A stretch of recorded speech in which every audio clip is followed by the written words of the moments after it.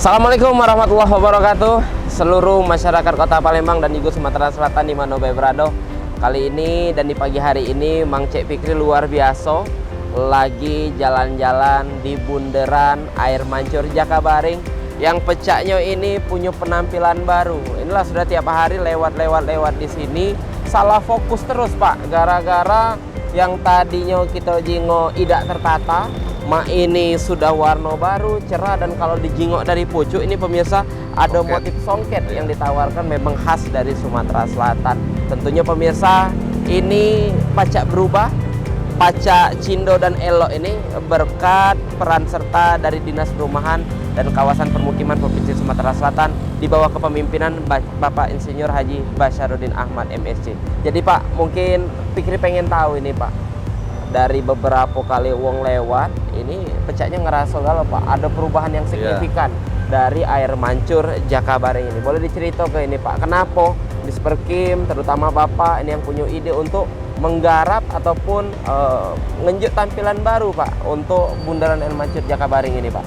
Ya memang tadi kita melihat kan kita bakal ada event dunia tadi kan U20, dan sangat disayangkan kalau bundaran Jakabaring ini tidak kita sentuh karena ini punya nilai jual yang tinggi. Jadi siapapun yang masuk ke sini kalau ini good looking atau eye catching kan keren.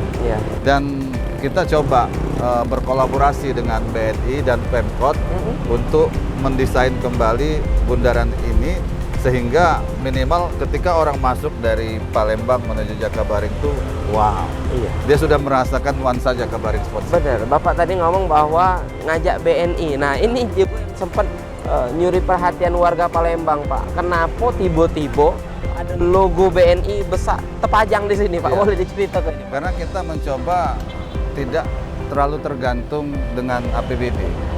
Sedikit-sedikit ada kegiatan dengan APBD tidak. Jadi saya mencoba mengajak BUMN, tidak hanya BNI. Untuk gerbang Jakabaring itu mandiri. Untuk di sini BNI. Nanti ada PTBA, ada Bank Sumsel, ada Semen Batu Raja, ada juga Pusri. Semua kita libatkan untuk berkolaborasi demi terciptanya kota yang indah. Oke, jadi di sini tidak terpaku ataupun tergantung 100% dengan APBD. Iya. Ini di mana Pak ini Pak? Boleh diceritakan secara singkat ini Pak? Waktu kita pemerintah provinsi membangun bowling itu kita berkolaborasi dengan Pertamina dan Sinarmas. Kita membangun apartemen Rusunami itu kita berkolaborasi dengan Perumnas. Kemudian kita membangun gerbang Jakabaring itu berkolaborasi dengan Bank Mandiri. Mantap. Kita menyiapkan lift untuk Wisma Atlet itu berkolaborasi dengan PT Semen Batu Raja. Kita membangun panjat tebing berkolaborasi dengan PT Pusri. Kita membangun lapangan tenis berkolaborasi dengan PTBA. Jadi banyak kita, termasuk ada satu masjid di dalam itu yang bangunnya BNI. Jadi pacak dikatakan sekarang ini sangat fleksibel Pak ya? Iya, sangat untuk membangun kota ini. Termasuk mungkin ini Pak, kayak halte Transmusi ini kan masih ada beberapa titik yang belum ada perubahan Pak dari waktu yang lama. Beberapa titik, seluruhnya bisa dikerjasamakan dengan BUMN, BUMD. Karena ini ada nilai jualnya juga, sekalian membantu, sekalian promosi. Mantap, luar biasa pemirsa. Ini salah satu poin yang kita garis bawahi, bahwa ada sebuah seni kepemimpinan dari seorang Bapak Basyarudin di mana tidak terlalu fokus dan terpaku tergantung dengan APBD, tapi bisa menggait dan berkolaborasi dengan BUMN, dengan BUMD. Alhasil pemirsa sudah ada bukti nyata. Ini sesuai dengan kalimat-kalimat Bapak, kerja nyata, bukan hanya cerita. Ini salah siko kerja nyata dari Bapak Basyarudin, kawan-kawan, bahwa kita pacak berkolaborasi, menggait seluruh aspek yang ada. Benar kayak itu Pak ya? Jadi kalau kita ngomong masalah sudah selesai nih Pak, ini renovasi berapa lama nih kemarin Pak? Ini sebenarnya mengejar U20. Kandungan kan sempat ditutup seng ini Pak. Cuma karena saya melihat detailnya kurang bagus, saya minta untuk diperbaiki. Jadi kita pengen detailnya juga paling tidak good looking lah ya. Bener.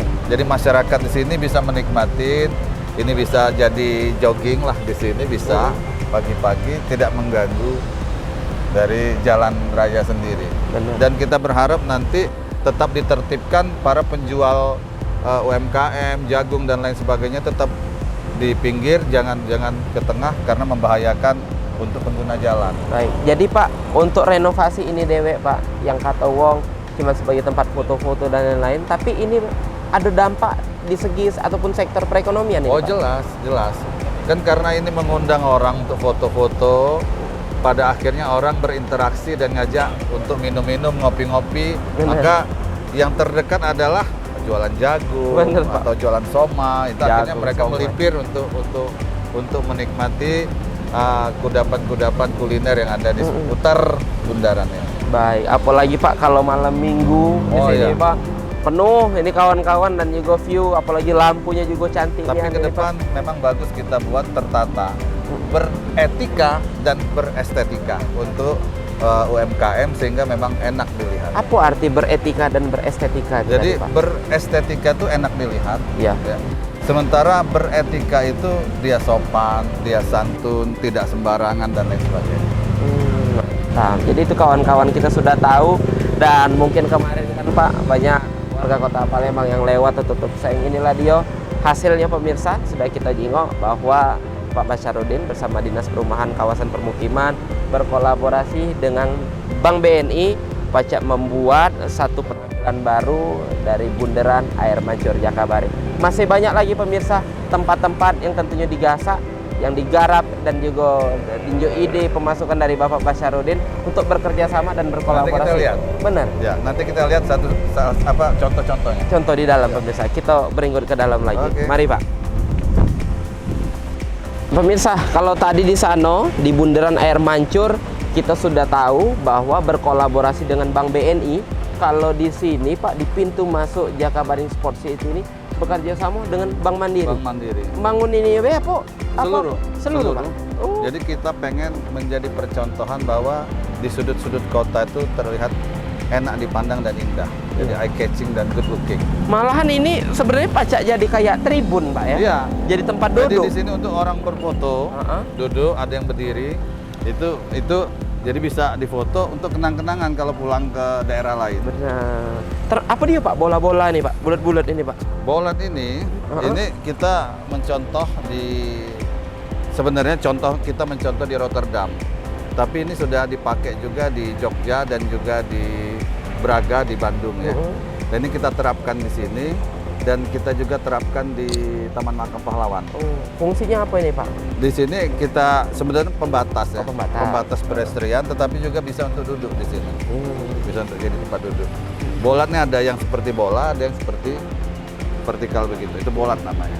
Baik, jadi itu tadi pemirsa sudah kita tahu bahwa beberapa kolaborasi yang dibangun oleh Bapak Basyarudin Ahmad dari Dinas Perumahan Kawasan Permukiman tentunya membangun seluruh sudut kota Palembang dan juga Sumatera Selatan ini dengan sikok hal Pak yang harus kita garis bawahi bahwa tidak selalu terpaku dan tergantung dengan APBD. Itu ide yang sangat luar biasa. Kita keliling lagi pemirsa, tentunya membahas prestasi dan juga pencapaian dari Bapak Basyarudin Ahmad termasuk dari Dinas Perumahan dan Kawasan Permukiman Provinsi Sumatera Selatan. Peloi kami terus.